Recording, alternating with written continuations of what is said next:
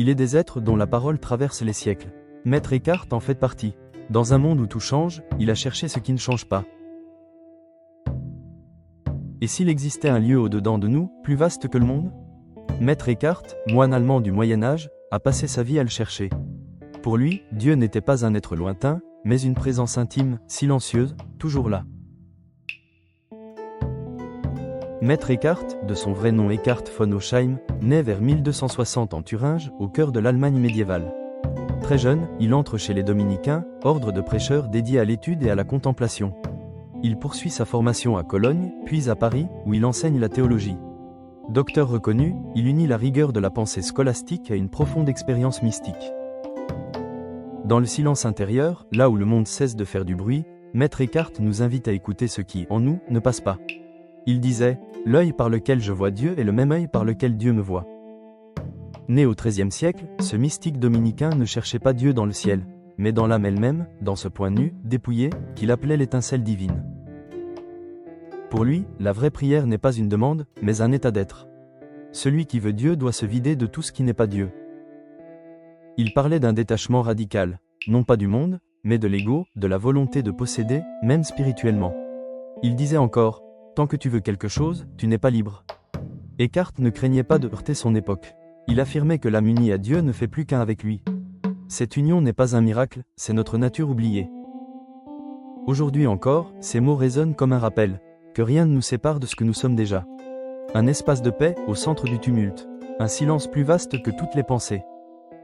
Pour Maître Eckhart, Dieu n'est pas à chercher dans les cieux. Il est le fond même de l'âme, ce qu'il appelle le petit château intérieur. Sa mystique est une invitation à se dépouiller, se vider du moi, des images, des attentes, pour devenir espace pur. Dans le silence du cloître, un homme médite.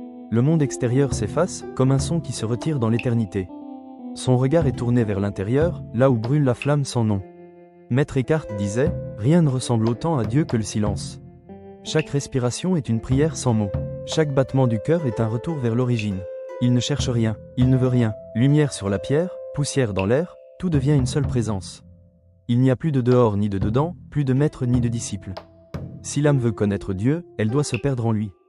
Alors, dans ce grand repos, il découvre que le divin n'est pas ailleurs, mais ici, dans le silence du souffle.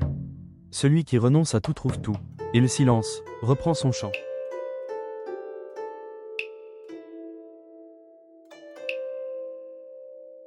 Voici les traces écrites d'un homme qui voulait unir la pensée et le silence.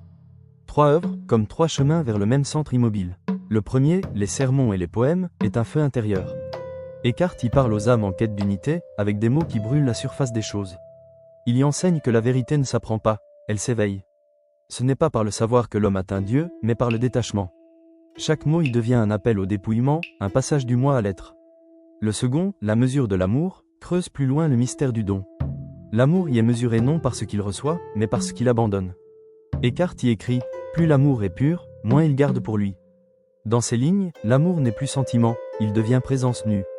Celle qui donne sans attendre, et demeure dans la joie silencieuse du cœur libre. Enfin, les dialogues avec sœur Catherine sont un espace intime. Une rencontre entre le maître et l'âme simple, où la sagesse se fait douce, presque domestique. Entre les mots, une lumière circule, la clarté d'une vérité vécue. Celui qui est en paix avec soi-même éclaire tout ce qu'il touche. 3 livres, 3 visages d'une même expérience, la parole, l'amour et la relation. 3 portes vers un seul royaume, celui du silence intérieur, où Maître Eckhart continue de parler, non pour enseigner, mais pour éveiller.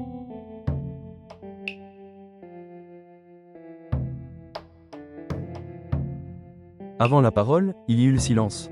Avant la foi, le souffle. Avant le savoir, le feu intérieur du cœur. Dans ce monde où tout s'agite, un homme choisit la paix du dedans. On l'appela Maître Eckhart. Il ne voulait ni fonder une école, ni ériger un dogme. Il cherchait seulement à écouter ce que Dieu murmure dans le silence de l'âme. Eckhart disait « Dieu n'est pas loin, il est au centre de ton être, et tu t'en éloignes à chaque fois que tu t'éparpilles. » Ainsi commence le voyage, non pas vers un lieu, mais vers l'intérieur.